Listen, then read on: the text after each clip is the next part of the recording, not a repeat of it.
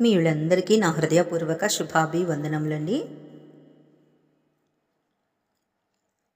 క్రీస్తునందు ప్రియమైన సహోదరి సహోదరులారా, ఈ పరిశుద్ధ ఆదివారపు దినమందు దేవుని జీవము గల మాటలతో మిమ్మల్ని పలకరించడం చాలా సంతోషంగా ఉంది. చాలాసార్లు మన జీవితంలో కష్టాలు వచ్చినప్పుడు దేవుడు నా ప్రార్థన వినడం లేదు, ఆయన నాకు దూరంగా ఉన్నాడు అని బాధపడుతుంటాం. కానీ దేవుని వాక్యం ఈరోజు మనతో ఏం మాట్లాడుతుందో తెలుసా?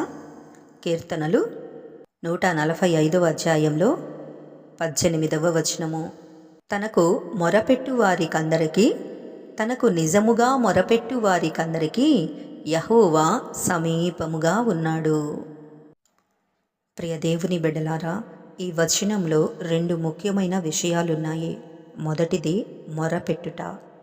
మనకు బాధ కలిగినప్పుడు మనుష్యుల దగ్గరకు కాకుండా మోకరించి దేవుని పాదాల దగ్గర మన హృదయాన్ని కుమ్మరించాలి. రెండవదిగా అత్యంత ముఖ్యమైనది నిజముగా మొరపెట్టుట. అంటే కపటం లేని హృదయంతో, యథార్థతతో మన తప్పులను ఒప్పుకుంటూ ప్రార్థించడం. నా ప్రియమైన సహోదరి సహోదరులారా, మనం ఎప్పుడైతే లోక ఆశలను పక్కన పెట్టి సత్య హృదయంతో ఆయన వైపు చూస్తామో అప్పుడు ఆయన మనకు సమీపముగా వస్తాడు.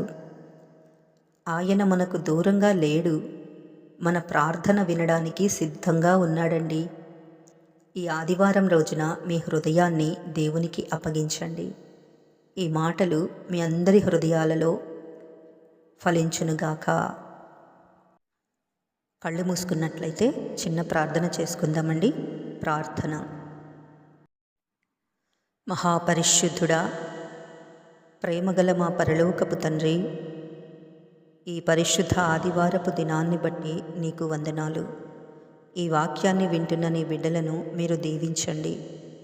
అయ్యా, ఎవరైతే ఒంటరితనంతో, బాధలతో, కష్టాలతో నీకు మొరపెడుతున్నారో వారికందరికీ మీరు సమీపముగా ఉన్నారని నమ్ముతున్నాము. వారి హృదయాలలో నెమ్మదినివ్వండి.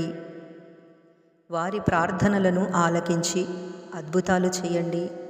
సత్యముగా, యథార్థముగా నిన్ను వెతికే భాగ్యాన్ని మాకు దయచేయుమని యేసుక్రీస్తు నామములో అడుగుచున్నాము తండ్రి.